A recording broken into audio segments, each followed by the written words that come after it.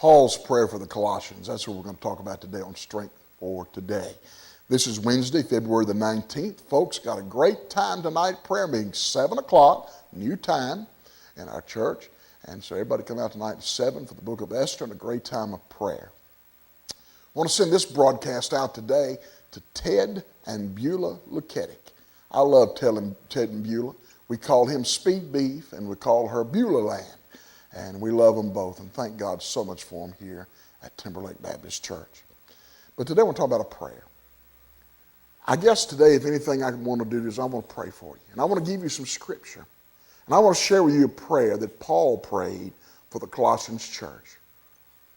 And that very prayer is what I pray for you today. I pray this prayer for you today. Let's look at it in Colossians chapter 1, verse 8.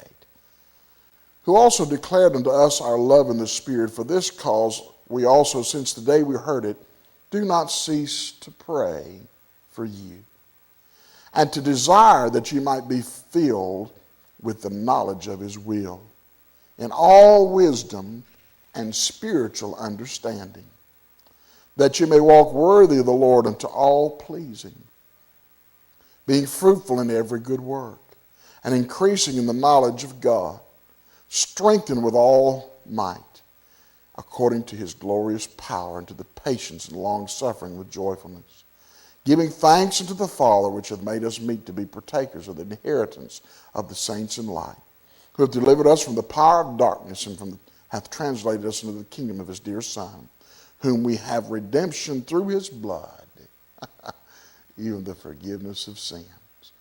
Today, I pray for you this. I pray, first of all, that you know his will and what he wants you to do with your life.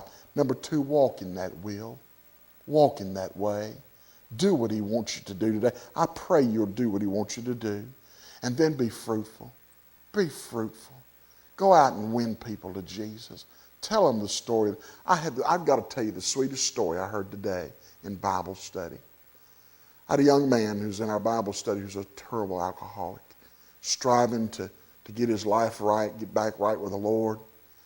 And years ago, he got saved. He's just been battling this thing with alcohol for years.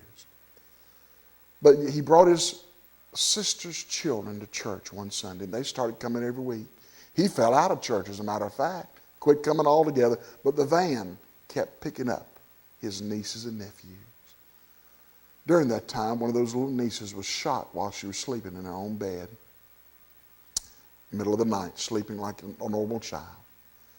And luckily enough, she survived that, but her mother lost custody of her, and now she's living with a preacher, his wife, in another community. But he told us the story yesterday that little girl told her testimony about being shot and how God blessed her, and 8 children got saved. Now let me tell you something. That's believing in the plan. That's being willing to follow through. Folks, remember what God did with that little girl, and he'll do the same for you. He'll be your strength for today and your hope for tomorrow.